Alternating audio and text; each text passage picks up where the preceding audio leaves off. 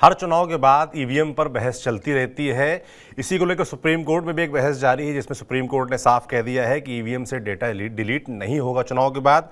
और अगर हारा उम्मीदवार स्पष्टीकरण चाहेगा तो उससे जुड़ी कंपनी के जो इंजीनियर हैं उनको स्पष्टीकरण देना होगा, हारे हुए प्रत्याशी को संतुष्ट करना होगा। साथ ही सीजीआई ने अपने पुराने फैसले का जिक्र करते हुए कहा कि हमारे फैसले का यह मतलब नहीं था कि डेटा डिलीट हो। ज़्यादा जानकारी के लिए हमारे साथ सुप्रीम कोर्ट से हमारे वरिष्ठ साथी पीयूष पांडे जुड़ेंगे। पीयूष जी, ईवीएम को लेकर बहस चलती रहती है, अब सुप्रीम कोर्ट में चल रही है, क्या कुछ हुआ, थोड़ा समझाइए जरा हमको। बिल्कुल, देखिए सौरभ, जो सुप्रीम कोर्ट ने पिछले साल आदेश दिया था, अब उसी के आदेश के परिप्रेक्ष्य में जो सीजीआई हैं उन्होंने अपना ऑब्जर्वेशन दिया है। और मसला ये है कि जो एडीआर की पिटीशन है उसमें साफ तौर पर यह कहा गया कि 26 अप्रैल 2024 को सुप्रीम कोर्ट ने जो अपना फैसला दिया था उसमें जो दिशा निर्देश जारी किए थे, जो एसओपी बनाने की राय इलेक्शन कमीशन ऑफ इंडिया को दी गई थी, वो एसओपी सुप्रीम कोर्ट के आदेश के मुताबिक नहीं बनी है और यही पिटीशन में चुनौती दी गई। और इसी पिटीशन के मद्देनज़र सीजीआई ने ये कहा कि आप आदेश के मुताबिक नहीं हैं। मसला ये है कि आखिर 2024 का आदेश क्या था। मेरे पास अभी सुप्रीम कोर्ट का फैसला है और उस सुप्रीम कोर्ट के फैसले में 26 अप्रैल 2024 को ये कहा गया था कि जो सिंबल लोडिंग यूनिट है उसको 45 दिन तक के लिए सील कर दिया जाएगा। स्ट्रांग रूम में उसे 45 दिन के लिए रख दिया जाएगा, यानी कि कोई छेड़छाड़ नहीं होगी, ना उसका मेमोरी कार्ड डिलीट किया जाएगा, ना ही कुछ, उसमें कोई छेड़छाड़ नहीं होगी, पूरी तरह से सील होगी। इसके अलावा ये कहा गया था कि ईवीएम की जो पेपर स्लिप है उसकी गिनती की जाए और गिनती करने के लिए एक सुझाव दिया गया था। ये डायरेक्शन नहीं था, लेकिन इस पर इलेक्शन कमीशन ऑफ इंडिया को निर्णय लेना था और ये निर्णय नहीं लिया गया। तीसरा ये था कि क्या हर एक पॉलिटिकल पार्टी के लिए एक बारकोड हो सकता है, ये भी अभी तक नहीं तय किया गया है।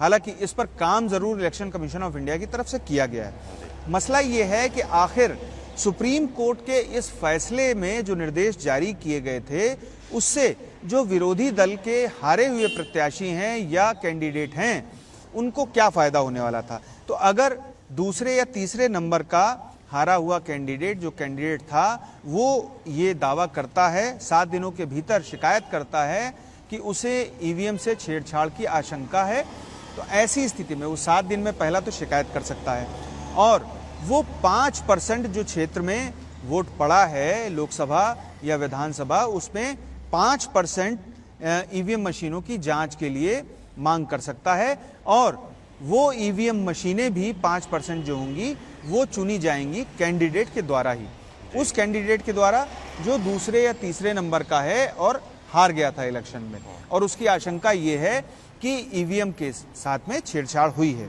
अब इसका खर्च कौन उठाएगा? सुप्रीम कोर्ट ने साफ तौर पर अपने फैसले में यह कहा था कि इसका खर्च जो दूसरे या तीसरे नंबर का हारा हुआ कैंडिडेट जो मांग करता है, शिकायत करता है, आशंका जताता है कि ईवीएम से छेड़छाड़ हुई है, तो ऐसी स्थिति में वो खर्च उठाएगा।